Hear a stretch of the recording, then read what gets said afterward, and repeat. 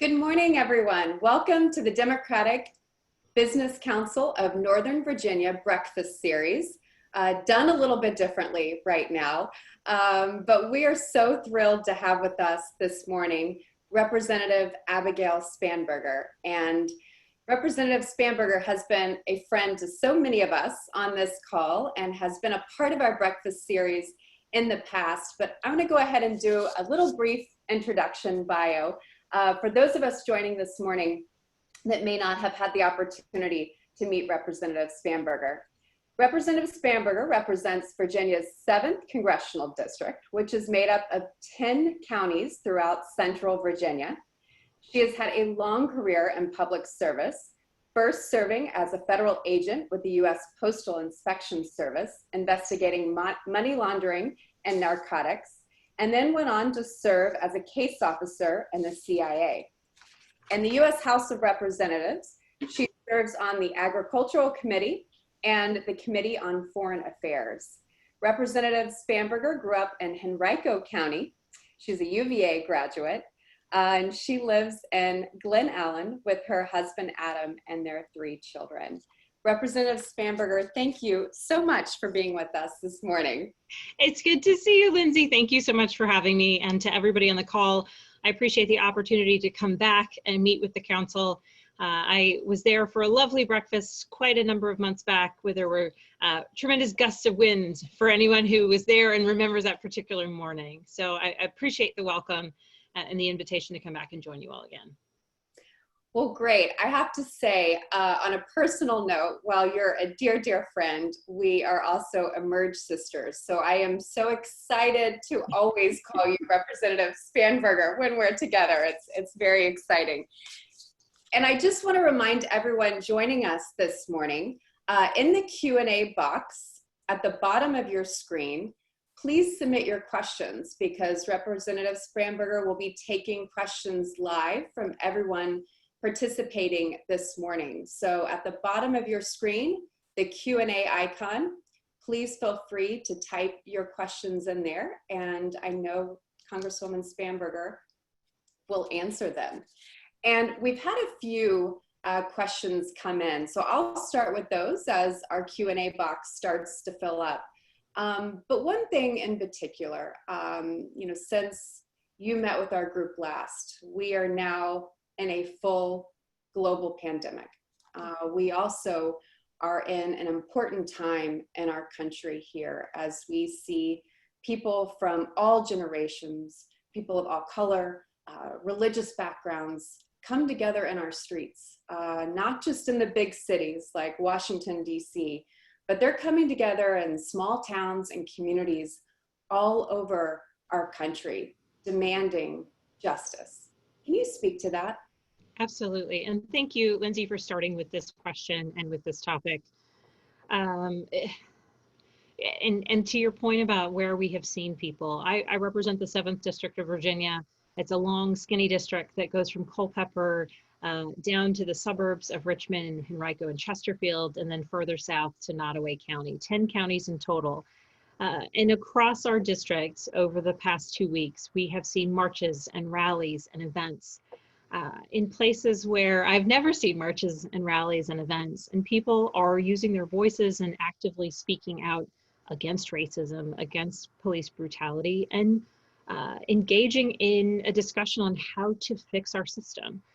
So much of what we're seeing, we're talking about the brutality aspect. We're talking about the murder of George Floyd and Breonna Taylor by sworn law enforcement officers. We're also talking about the murder of Ahmaud Arbery and so many others who were killed by people who thought that they would be immune or that they had the right to kill unarmed, innocent Black men and women, as has so long been a part of our troubled history.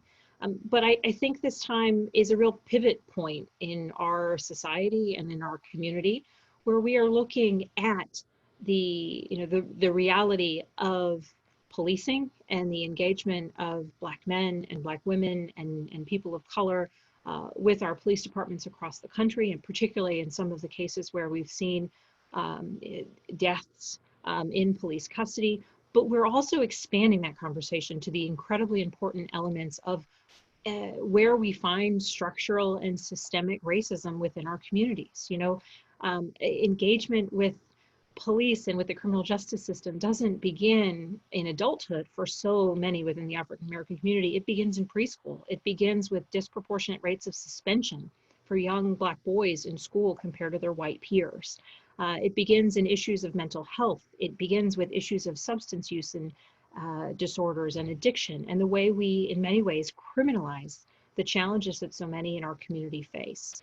And so while we are facing a deeply unsettling time, while we are facing real hurt and anguish across our communities, and particularly within the African American community, once again, feeling the pain and sorrow of seeing someone die so horrifically and so unjustly, it continues to hurt at the core. I think it's undeniable the level of engagement on the streets and in our communities, and the discussion is popping up everywhere. And so despite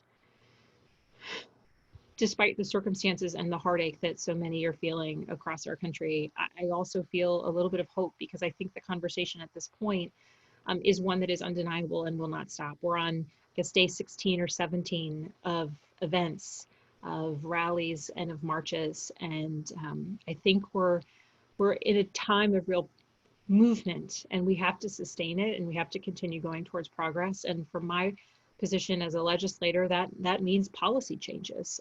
And so, you know, Congress is moving swiftly on some fronts related to policing, and I'm proud of that effort. And we're also moving in a coordinated fashion as it relates to other inequities that exist in the area of environmental justice and healthcare inequality, education inequality, and the list goes on and on. So, Lindsay, I could really speak to this issue probably for the remainder of the virtual breakfast, but I'll stop there and just thank you for beginning the conversation with something so important.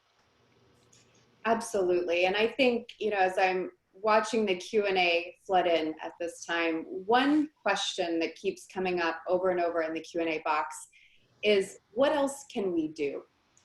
We're marching, we're demanding change, but what else can we do at this time?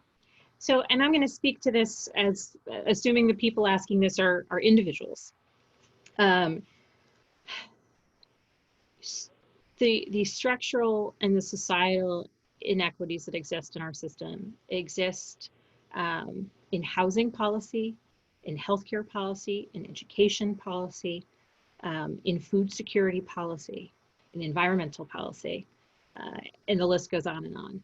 So I would say to anyone who is inspired to be a part of the changes that we need in our community, speak out on issues of equity. Clearly use your voice to be aggressively and fervently anti-racist, right? That's a basic element of it. But join organizations or advocacy entities that speak to your part of this. So if it is looking to get at issues of systemic racism, join the NAACP where you live, be an advocate and an ally. If you care about climate change issues, recognize that climate change issues and environmental impacts, while important for a whole host of reasons, there also exists significant equity issues in our environmental policy.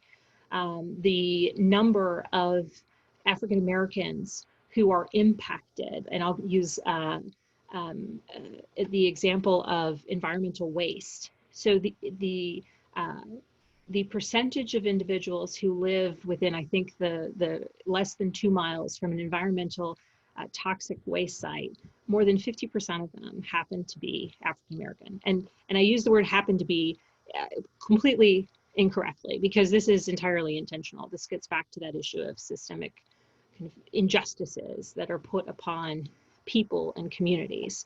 And so if you care about climate change issues and environmental issues, also care about environmental equity issues. If you care about structure and infrastructures and roads and bridges, also recognize that there's inequities in our water infrastructure.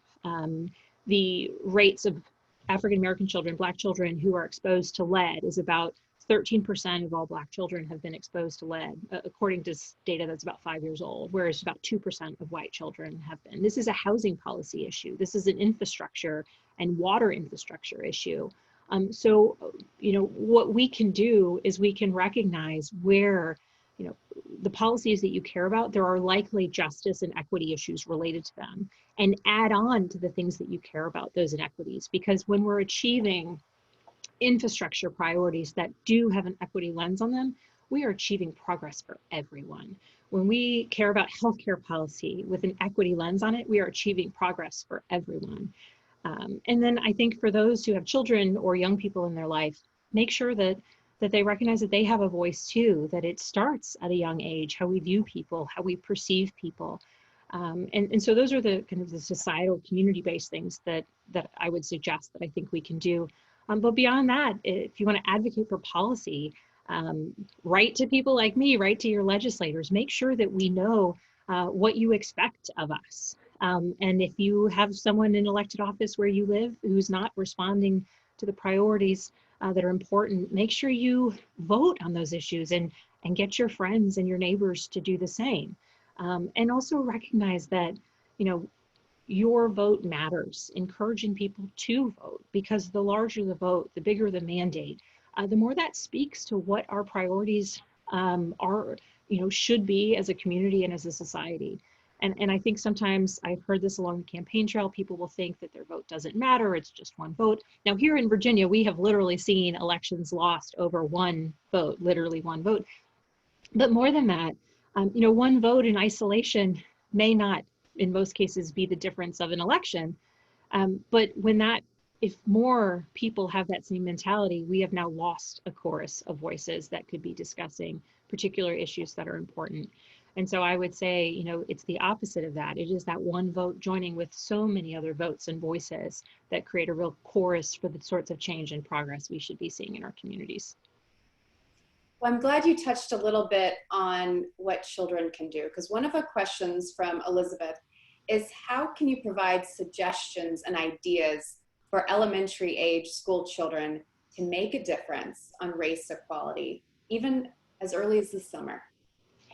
So I don't have a background in child psychology or in education. So I'm giving this answer as a parent. I have 3 young daughters. My children are, I guess, ending kindergarten, 3rd grade, and 6th grade. So 6, 9, and 11. And so my only perspective on this comes from, the ways that I'm attempting to do this correctly in my own home. And I think part of it is speaking very frankly about what's happening in the world so that people understand not just the injustice of George Floyd's murder, but the fact that people are responding. And I think for kids, at least in my own home, I've seen kind of horror and confusion at the idea that a police officer would kill someone. And, my 9-year-old said, well, there were other people there. Why didn't they stop him? And I thought, that's exactly the point. And so we were able to have a conversation that, that's the point. If those other 3 people had said, you stop, then perhaps things would have been different. So I think having open and honest conversations at an age appropriate level, and again, I'm not giving advice on what's age appropriate, but I also think that making sure that kids know that people can make a difference. We took our children to one of the marches in one of the counties that I represent, that, again, during the pandemic, we felt that this one was going to be, provide ample opportunity for social distancing. And my kids were really proud to see the signs and the posters that were saying, equality for all and justice and Black Lives Matter. And so we spoke very openly, and my oldest daughter was, she loves to draw, and so drew this beautiful picture where it had the world and it said equality for everyone, or an equal justice. And so I think allowing kids to express themselves, and there's a lot of really good books out there for kids that discuss concepts of justice and concepts of equality, and celebrate differences. And I think particularly as we're dealing with real challenges with our history and legacy of slavery and discrimination here in Virginia and across the country, I think also a real coordinated effort that it's not just the messaging of equality and equity and justice, but also really uplifting Black voices and Black American history, and being intentional in the way that we highlight some of the leaders, beyond Harriet Tubman, beyond, some of the historical figures they might learn about, just in February or just at certain times of the year, and make sure they know that there's a big, broad, rich amount of history of Native Americans and Black Americans and immigrant communities that have come to this country, and trying to uplift those stories so that our kids have a more fulsome view of American history. That's great. And I'm going to attempt to combine this next question because there's about 8 different variations of it, all at the same topic. And it's about the recent calls to defund the police. And just looking at our Q&A box, there's those that are concerned that maybe this takes it too far. There's those that worry that it doesn't take it far enough. And I think there's just some general confusion about what does it mean? What exactly does defund the police mean? Can you address that topic kind of in a holistic approach? What types of measures around defund the police are being talked about in the halls of Congress? What concerns and challenges those may present, but also what opportunities could those measures present as well? So this has been a topic of conversation because there's the new hashtag or slogan out there, which, on its face, I don't support. But it has led to a larger conversation. And so Karen Bass, who just is the lead of the Justice and Policing Act, that's a bill that is presented by us in Congress as really a response to the deaths of George Floyd and Breonna Taylor. And I can talk a little bit more about that bill in a minute. She's been very clear that this isn't about doing away with police departments or even defunding police departments. It's about ensuring that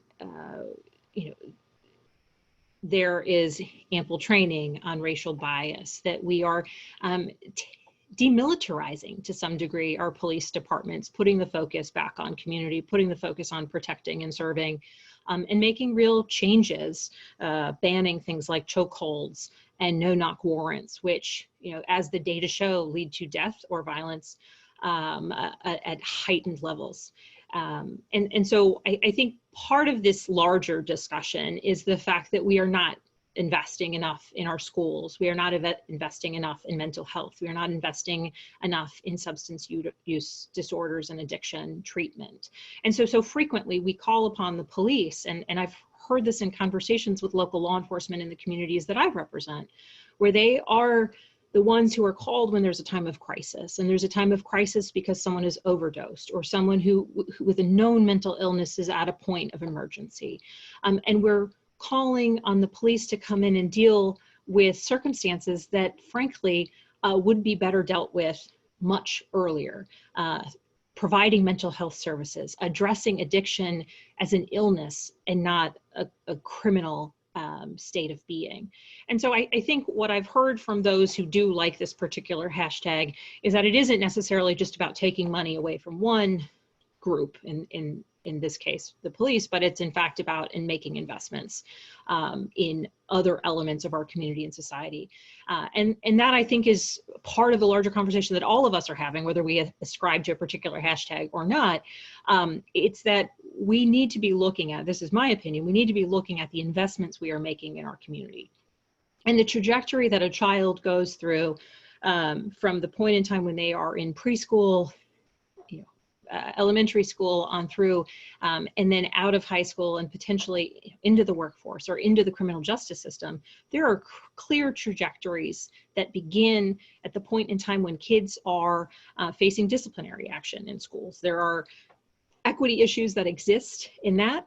And so even the provision of counselors and guidance counselors and mental health professionals and trauma-informed teaching and counseling services in schools, that's a place to invest if we 10 years down the line want to keep people from getting pipeline towards the criminal justice system. When we're looking at addiction and substance use disorders in our community, there's a lot of talk around opioids, but alcoholism continues to be a drug of choice for many people who face addiction and substance use disorders. And for many who are unable to get resources for treatment, they find themselves, no matter their drug of choice, falling into the criminal justice system. And so, so much of what this larger discussion is where else should we be putting our dollars and our investment efforts, so that we are not simply dealing with the, end of the line results of someone who, didn't have access to a good education, is struggling with addiction, struggling with mental illness, and then ultimately, may become engaged with the criminal justice system or with the police much further along. So I think there's a much larger conversation occurring. I think that slogan itself is a little bit unfortunate, because even those who support it say, well, it doesn't actually just mean defund. So as someone who really loves precision language, I wish that it would say what it is, if not, so it doesn't require the explanation every time. But I think that, the whole concept that I ascribe to is look at root causes of challenges facing, people getting pipelined towards criminal justice, but then also with our police departments who, and our police departments serve a vital role in our community. But what are additional elements of training that they need? What resources do they need? Is it social workers on staff? Is it mental health professionals that can go out on calls with them?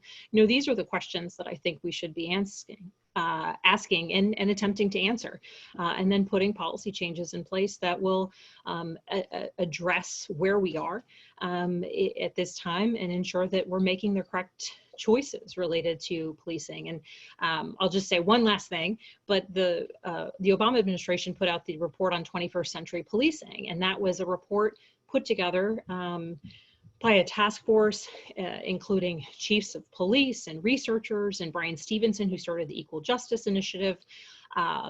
And they came out with a tremendous report saying, how do we police in the 21st century? How do we address some of the challenges that we faced in the past and move forward? And so I think even putting a focus on the findings of that task force as a good place to begin is incredibly important. Absolutely. And you've touched in many ways, in the last 20 minutes, the importance of voting. And one of the questions we have from Sam is, how serious do you consider foreign intervention in US elections? Are we adequately prepared to address the issues in the current November election? So I would say, are we adequately prepared? The answer to that is no. And I don't say that as a scare tactic. I say that as a realist. If we look at the Mueller report, the Mueller report had two parts. One focused on the actions of the president's counterparts. The other focused on efforts by a foreign government, in this case Russia, to influence American citizens. So I think the concern that I have is twofold. It is not just, potential real impact in efforts to hack voting systems, which, we have evidence. The FBI has talked about the fact that there have been efforts to hack US voting systems. No evidence that the Russians were successful, but we know they've tried. But where I have significant concerns is on the messaging side, because we know that in advance of the 2016 elections, they endeavored to participate in an effort to influence the American electorate.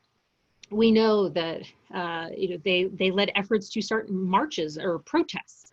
One particular example being in Texas, where it was Russian actors outside the United States who started Facebook groups and started one anti-Muslim protest and then another counter protest. So in the end, there were actually Americans on the ground in a protest and a counter protest, spewing hate and anger at each other, that were there because two Russian actors outside the United States made that happen. So my real concern relates to efforts to suppress the vote, efforts to message that people's votes don't matter, efforts to message and particularly draw on the divisions that exist in the United States. efforts to sow fear about the process of voting. And that's where my real concern lies. And there's no evidence that we are taking any of the steps necessary to fight that. And part of the reason is that we have a president who doesn't believe this is a real threat, who doesn't believe that, in fact, the Russians or any other government entity or non-state actor, for that matter, is attempting to influence the American electorate.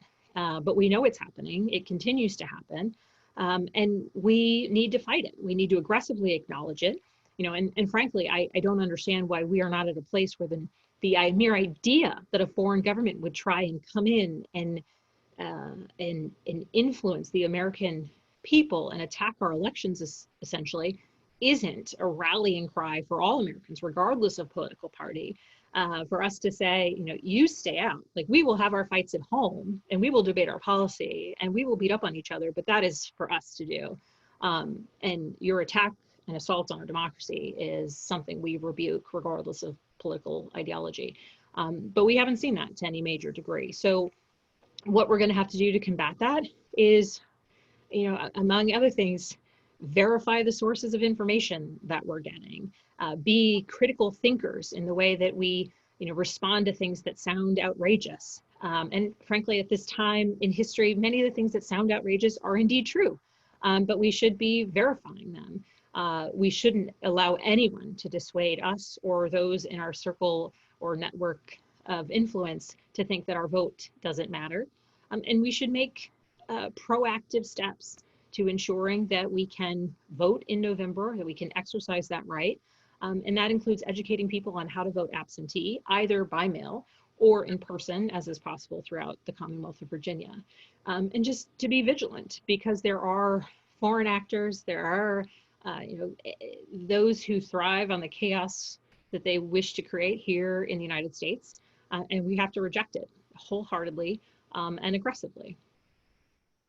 And that really touches on many questions we've received in the Q&A box. Jerry in particular wants, talk about, we've seen issues already happen in places like Georgia, right? You definitely touched on voter suppression. I think there is a general concern. I mean, we are still in an epidemic, right? Yes. And there is a general concern out there about the election in November, whether it's foreign interference or, quite honestly, voter suppression tactics that are, deployed here at home. Yeah. You speak to whether or not Congress has the ability to ensure that our elections are safe for people to come out in November, but also that people have the opportunity to vote here in the US. So there's what Congress should be doing and the reality of what will happen in Congress. And here I'm speaking Congress, larger House and Senate. In the House of Representatives, we have a majority that is aggressively advocating for people's rights to vote safely, particularly given the pandemic. And safely for so many Americans is going to be by voting at home and mailing in their absentee vote. Now, of course, military members who are serving elsewhere vote by mail. When I served overseas, I voted by mail. The President of the United States votes by mail most recently. And particularly for those who might be more susceptible to COVID-19, our senior citizens, those with a pre-existing condition, it is incredibly important that they be able to vote from home, absentee, and that they know how to do it and that they have the resources. And some of the challenges that are created across the country are requirements of who gets to vote absentee. And Virginia, up until this year, has had pretty stringent requirements on who gets to vote absentee. In November, we will now have no excuse absentee voting. And frankly, that's a direct result of elections. We changed the composition of our House of Delegates and our state Senate, and making it more accessible for people who can vote to vote was one of the priorities of this new House of Delegates and Senate. So they made this change. And so that will be effective in November. Coincidentally, very helpful given the current state of the pandemic. But there are still barriers. For many people, the barrier is you have to get your application for your absentee ballot, send off your application, and then get your ballot and then send off your ballot. some of the hurdles that exist there: internet connectivity. If you're trying to apply for your ballot online, you need to have stamps. You need to be able to print the forms if you're doing so from home. And so we're seeing across the country, some states are actually mailing out applications, not ballots, but applications. And some states do mail out ballots, but that's for those states that typically do that. But because of the pandemic, some states like Michigan are mailing out absentee voting applications so that people have that handy. If they want to mail it back and get their ballot so they can vote absentee, they can do that. But then depending upon what's on the ballot, Virginia's will be relatively straightforward this year, but in different places at different times, there might be different ballot initiatives. So even the hurdle of knowing how much postage to put on a ballot is a challenge. And so I think that into the future, we need to be looking towards a place where people can pop that in the mail and it gets returned. They don't have to worry about postage. They don't have to worry about the amount of postage. Frankly, we saw in the 2018 election that some college students who were mailing in their absentee ballots had some questions about where to get stamps. If you live in a day-to-day world where you're not mailing in bills or sending letters to your grandparents, like, you may not have stamps at home. And that seems simplistic, but in fact, it's a really big deal, particularly during a pandemic when people might be really, truly aggressively isolating themselves because of health concerns.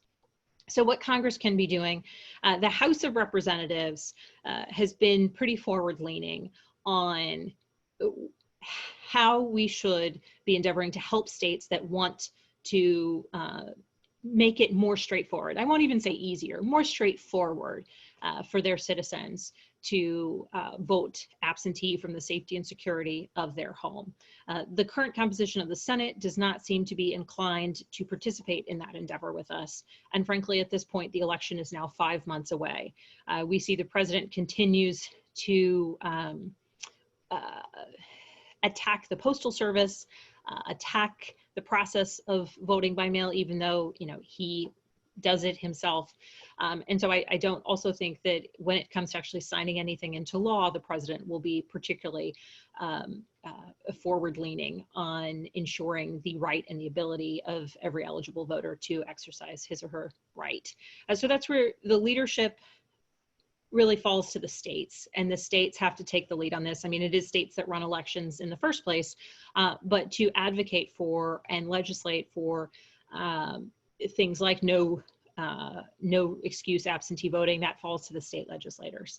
But it falls to people like me and frankly to business leaders and community leaders like those on the call to make sure that those around them know how to vote absentee, know that they have the ability to do it, know that they have to push, first file the application and then mail off their ballot. In the Commonwealth of Virginia, your ballot has to be received by Election Day. Other places, it has to be postmarked by Election Day. For first-time absentee voters and who are first-time voters, so typically younger voters, there's additional requirements that go on that absentee ballot and what you have to provide. So there's additional hurdles and points of education along the way. And so I think that while the House of Representatives is inclined to help ensure that every person has the ability to cast their vote safely and securely, that desire, that legislative priority doesn't exist across the full Congress, and certainly not in the executive branch. So it's falling on community members and state legislatures to really take the lead here. Absolutely. We have so many questions in our Q&A box, so I'm going to try to combine many of these just so we can touch on so many of the topics before our time is up. And one of the topics that has been submitted several different ways is, has Congress considered legislation to forgive student loan debt for people who graduated from an accredited four-year college and become rank and file police officers? And then we have other variations of that question of, has Congress considered making college free for students? So can you just kind of touch on that piece, that education piece in general, and as we try to combine some of these, just so we can get as many questions in? So I think the arch there, and I'm excited to get this question because I actually just 2 days ago learned about a program that used to exist. And one of the sheriffs in one of the counties that I represent was telling me about a program called the Police Corps, where people apply from across the country while they're in university, knowing they want to be police officers in their local communities. They're accepted into this Police Corps program. And we're just beginning to look back into the old legislation. So this is as he explained it to me.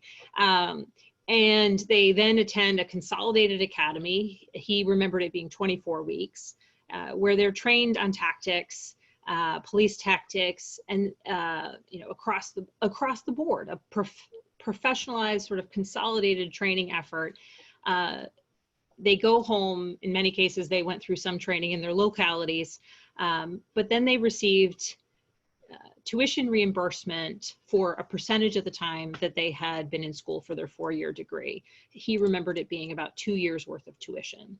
And so I found this to be very interesting. And this gentleman was recounting it to me because his son had participated in the program. And I think to the person's question here, there's an element of, like any profession, we want to ensure that those who are our teachers and our nurses and our physicians and our public servants, that they are people who are driven by a desire to serve their community in their particular path, and committed to that community, and that there's a significant level of an expectation of professionalism. And so I was interested to find out about this program, and my team's digging into it a bit more because I think it speaks to this question of, how do we recruit people who have a real desire to serve?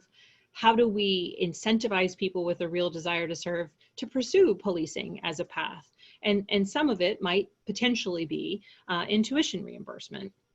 An additional element of that is the discussion of national service. So there are multiple bills in Congress right now, multiple iterations of national service focused programs that include a tuition reimbursement component. One of them is a bill that would expand the current AmeriCorps program, also allow for the current AmeriCorps program to be expanded out so that contact tracers, who most would agree over the coming months and in fact years, we will continue to need contact tracers as we work to get the COVID-19 pandemic contained in advance of a potential vaccine, but using those who are interested in national service, be it in this area of contact tracing or in more traditional AmeriCorps type service, and applying an incentive of tuition reimbursement for 2 reasons. One, to attract more people to the program, but also to ensure that those who might otherwise not be able to take time away from their life or maybe a more substantial paycheck can in fact do so, can devote significant time to national service before beginning on a professional trajectory without it putting them into debt. And so I think, modeled after what we have with the GI Bill and recognizing that through military service, our veterans can earn and our military members can earn tuition reimbursement, where else can we apply that in the civilian sector in the scope of national service? So this is, the Police Corps is something I've just learned about, and I'll be looking at that past legislation, which from my team's initial digging into it, looks as though it became defunded in the early 2000s. But efforts and ideas surrounding how we expand or grow AmeriCorps or other like national service programs with a tuition reimbursement component, I think are really important conversations, and certainly conversations I'm supportive of in principle. That's great. We're going to move a little bit into foreign affairs. Catherine says, assuming we elect Joe Biden as our president, given your foreign affairs knowledge, what specific advice would you give him regarding US-China relations? China is our greatest and long-term US threat.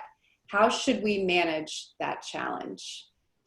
So the good thing I think about a potential president, Joe Biden, is that after having spent years as either the chair or the ranking member of the Senate Foreign Relations Committee, he will be coming to the job with a tremendous amount of experience in national security issues and international relations issues.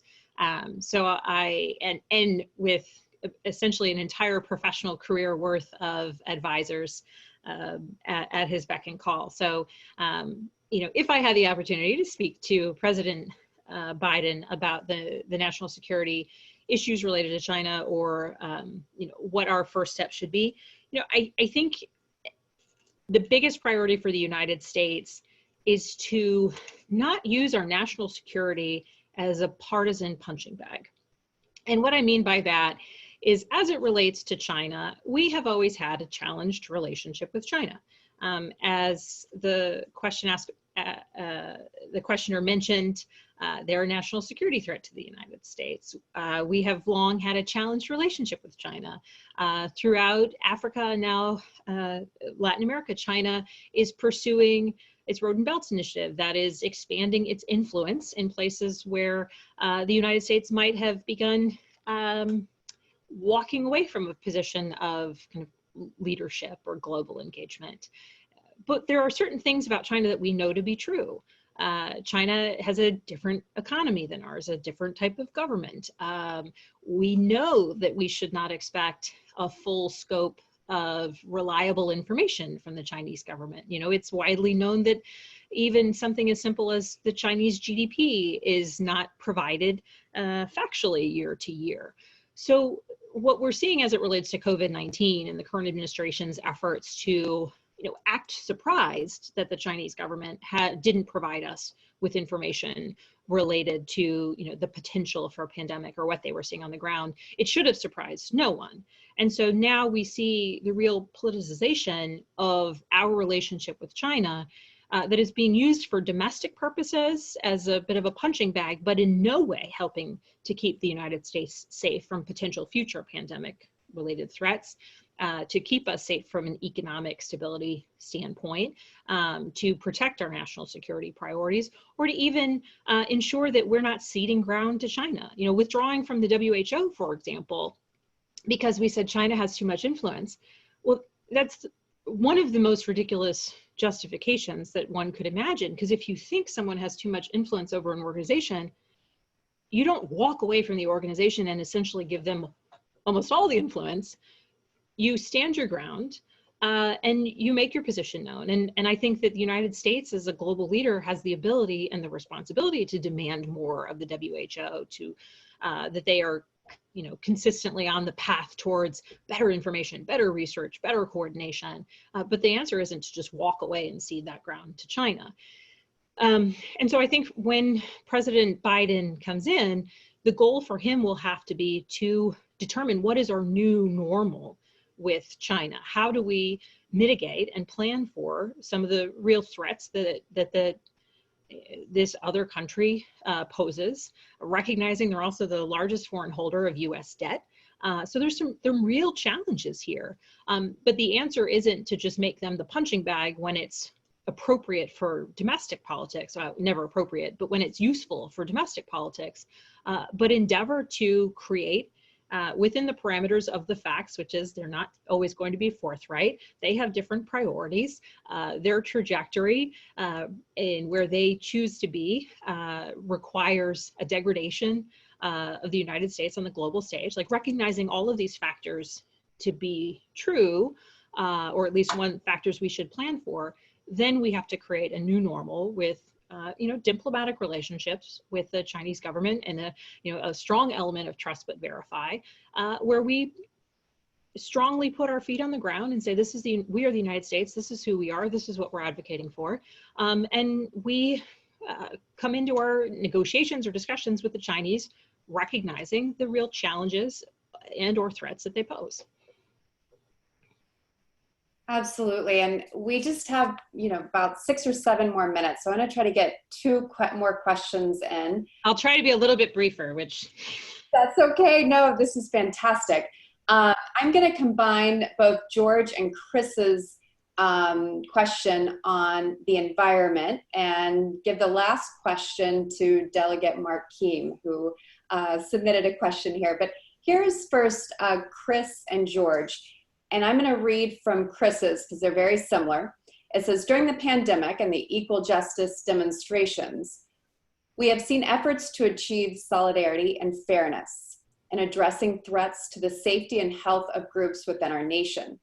Please respond to the following statement. Climate change threatens many groups within our nation, and our best response in 2021 will be a bipartisan effort to impose fees on carbon and then to refund the money to all citizens. So I think the best response in a new administration is to pursue movement on fighting global climate change on all fronts. This includes movement forward on investments in renewable energy, investments in infrastructure so that we have resiliency in our electrical grid, we have efficiency in our electrical grid. This is moving us away from fossil fuel dependence and towards net zero emission into the future.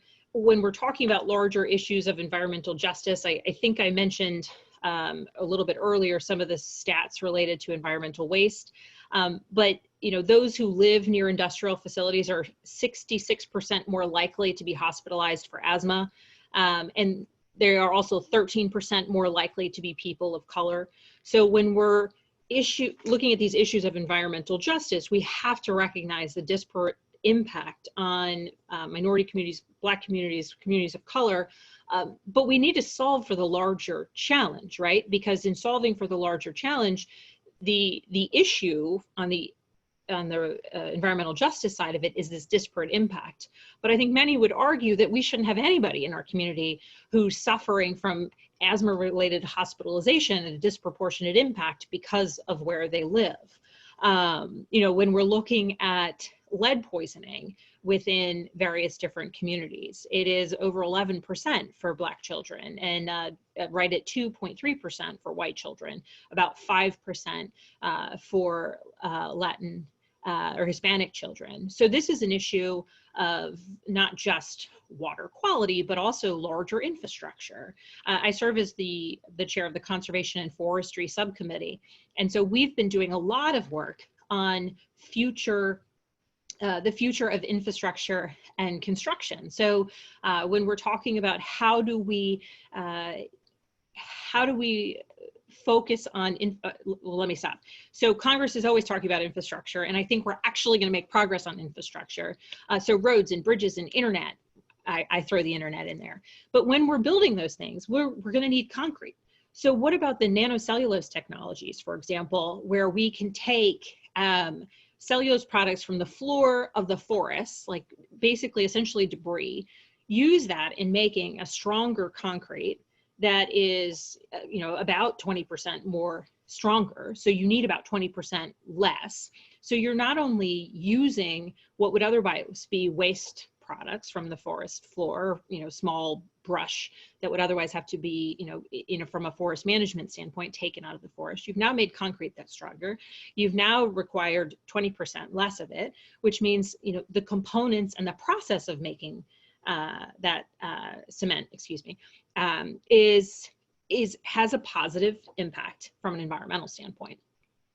Mass timber.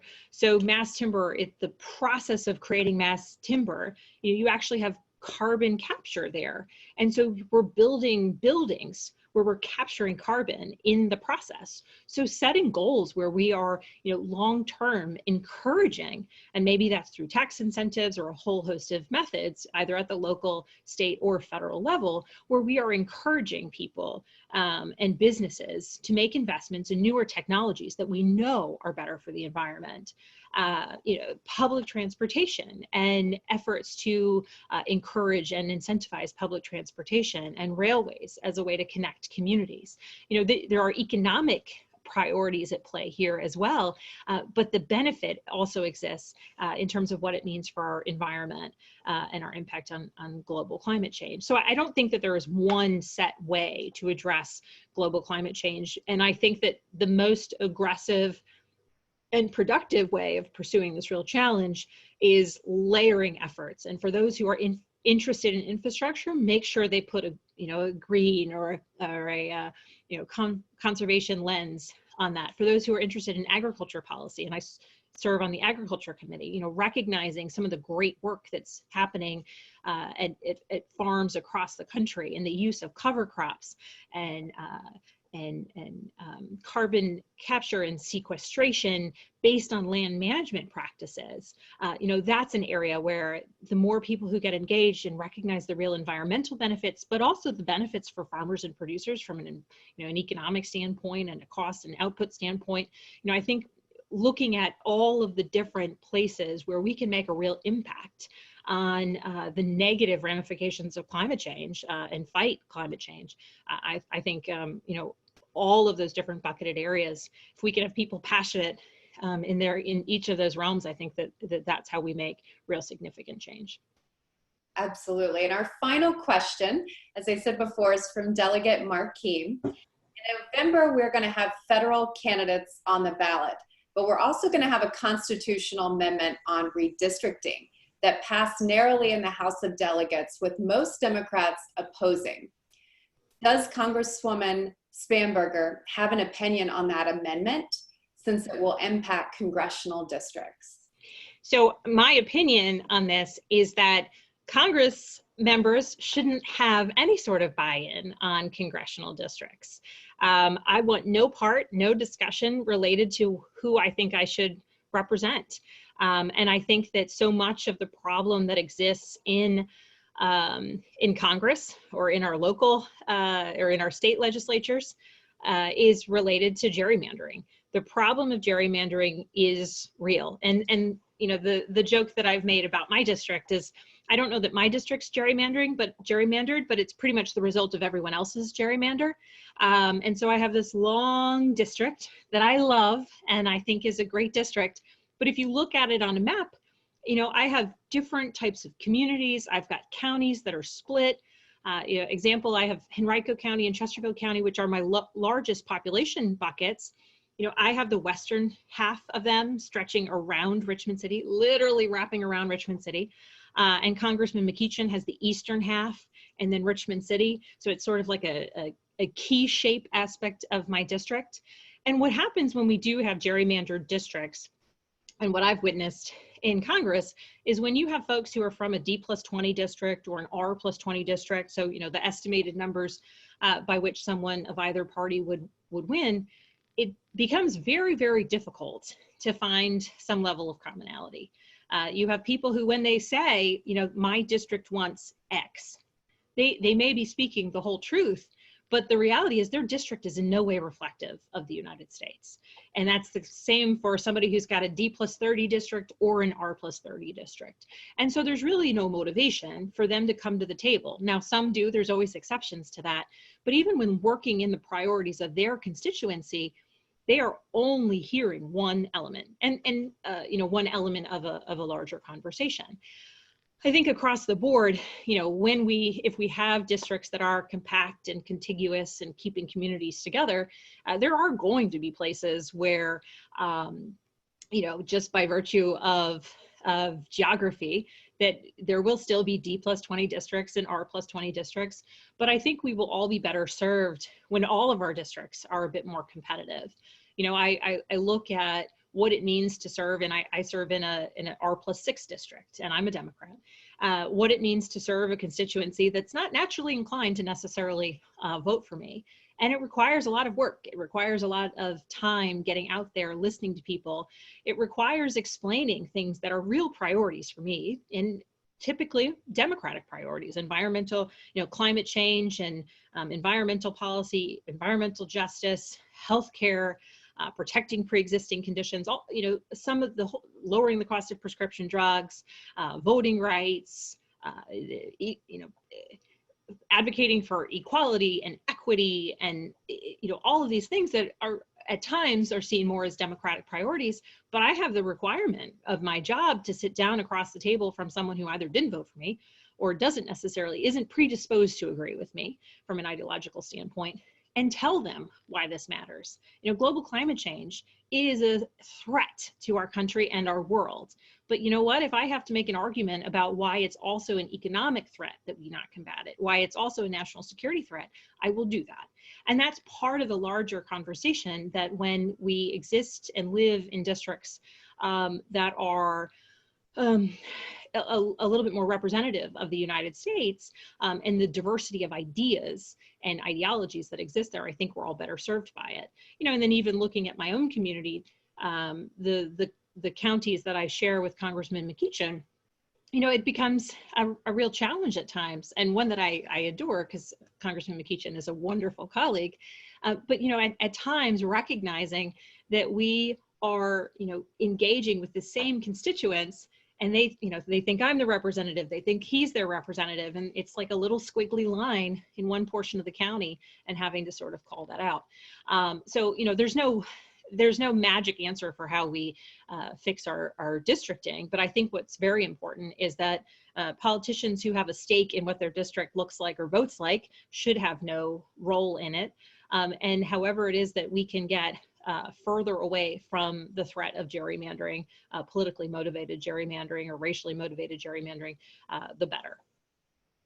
Well, Congresswoman, thank you so much for being with us this morning. You are always so generous with your time when it comes to DemBiz, and we are grateful for the opportunity to meet with you virtually this morning. And thank you for all that you do. And we sure look forward to having you back here in the near future. Thank you so much. Thank you to everybody on the call for welcoming me. Thanks for all the questions. And Lindsay, it's always wonderful to see you. And thank you for moderating this discussion. Absolutely. And thank you all for joining us this morning. Please continue to look on our website and Facebook page for future interviews and DemBiz Breakfast Series. Thanks so much. Have a great day.